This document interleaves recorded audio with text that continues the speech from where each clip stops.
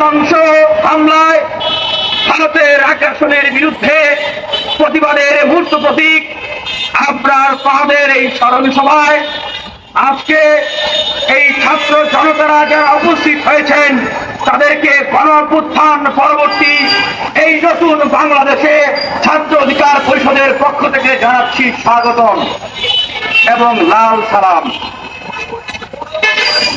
শুরুটা যেখান থেকে করতে চাই, আজকে দেখেছেন একজন ম্যাজিস্ট্রেট তাপসী তাবাসসুম, তিনি শহীদ আবু সাইদকে সন্ত্রাসী আখ্যা দিয়েছেন।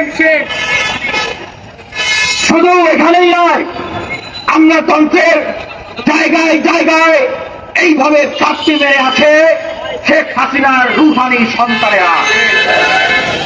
ব্যবসায়ী অঙ্গনে জায়গায় জায়গায় ঘাটতি মেরে আছে এভাবে শেখ হাসিনার রুহানি সন্তানেরা।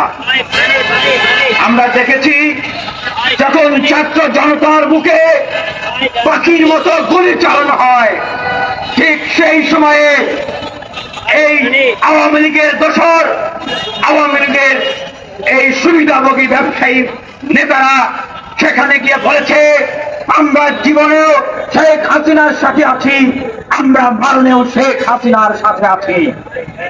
আমরা সেই সমস্ত ব্যবসায়ী গ্রুপ এবং তাদের প্রতিষ্ঠাতাদের উদ্দেশ্যে বলতে চাই, এই বাংলার মাটিতে আপনাদের স্বাধীনভাবে বিচরণ করার কোন অধিকার নাই।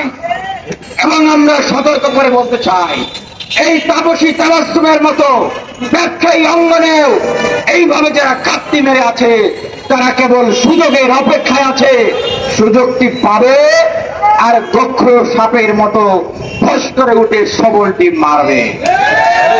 আমরা সেই সুযোগ দিতে চাই না।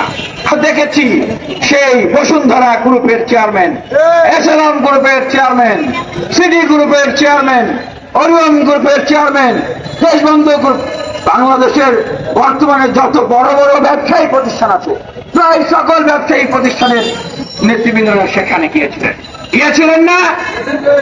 এখন অনেকেই বলেন যে আপনারা ছোট মানুষ, বড় বড় কথা বলেন, আপনাদের কি জীবনের ভয় করে না?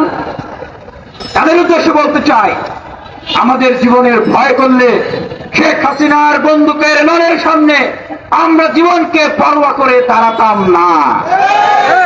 অনেকেই বলে, ভাই ভবিষ্যতে তো এই দেশে রাজনীতি করবেন, ভবিষ্যতে যদি এই দেশে রাজনীতি করতে চান তাহলে এই সমস্ত বড় বড় মাফিয়াদের সাথে ব্যালেন্স করতে হবে। কথা হচ্ছে এই গণ-অভ্যুত্থান কার সাথে ব্যালেন্স করার জন্য হয় নাই। আমরা দেখেছি আমলাতন্ত্রে সচিবদের চেকিং পাস হতে। কথা হচ্ছে আমলাতন্ত্রের ভিতরে যদি শেখ হাসিনার দোসররা না থেকে থাকে, তাদের পুনর্বাসন না হয়ে থাকে, তাহলে কিভাবে সাবেক স্বরাষ্ট্রমন্ত্রী ইন্ডিয়ার কলকাতার সেই পার্কে গিয়ে সেখানে বসে আড্ডা দেয়? কিভাবে ওবায়দুল কাদের বাংলাদেশ থেকে বের হয়ে যায়? কিভাবে হাসান মাহমুদ সহ আওয়ামী লীগের এই বড় বড় নেতারা নিরাপদে বাংলাদেশ থেকে পার হয়ে যায়? আমরা অন্তর্বর্তীকালীন সরকারের কাছে জানতে চাই, এই আওয়ামী লীগের নেতারা যাদের নির্দেশে হাজার হাজার বিপ্লবী ছাত্র জনতার মুখে গুলি চালাতে শহীদ করা হয়েছে, তাদেরকে তাদের এই রক্তের উপর দিয়ে কিভাবে তারা এই দেশ থেকে নিরাপদে পালিয়ে যাচ্ছে? প্রশাসনে কারা কোথায় তাদেরকে সহযোগিতা করছে? আমরা তাদের কাছে প্রশ্ন রাখতে চাই, আমরা স্পষ্টভাবে বলতে চাই, এই যে ঢাকা বিশ্ববিদ্যালয় সহ বাংলাদেশের বিশ্ববিদ্যালয় কলেজগুলো যেখান থেকে এই স্বৈরাচার পতনের আন্দোলনের সূচনা হয়েছে, যে ঘাঁটি ছিল সেই ঘাঁটিগুলোকে এখনো বিশ্ববিদ্যালয়ের সেই সিন্ডিকেট গুলো রয়েছে আওয়ামী লীগের সময়ে। এবং সেই নিজামুল হক ভূঁইয়া যে নীল দলের সভাপতি, শিক্ষক সমিতি নীল দলের নেতা, সে নাকি ঘোষণা দেয় যে বিশ্ববিদ্যালয়, ঢাকা বিশ্ববিদ্যালয়ে ছাত্র রাজনীতি চলবে না। আমরা ছাত্র রাজনীতি করেছি এই বিগত 6 বছর। ছাত্রলীগের বিরুদ্ধে সেই ফুল আগ্রার পার্ক থেকে শুরু করে ফুলপরি পর্যন্ত ছোট বড় প্রত্যেকটি ঘটনায় আমরা ঢাকা বিশ্ববিদ্যালয়ে ছাত্রলীগের দ্বারা আক্রান্ত হয়েছি।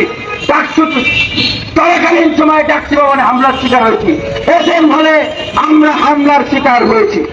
আমরা দেখেছেন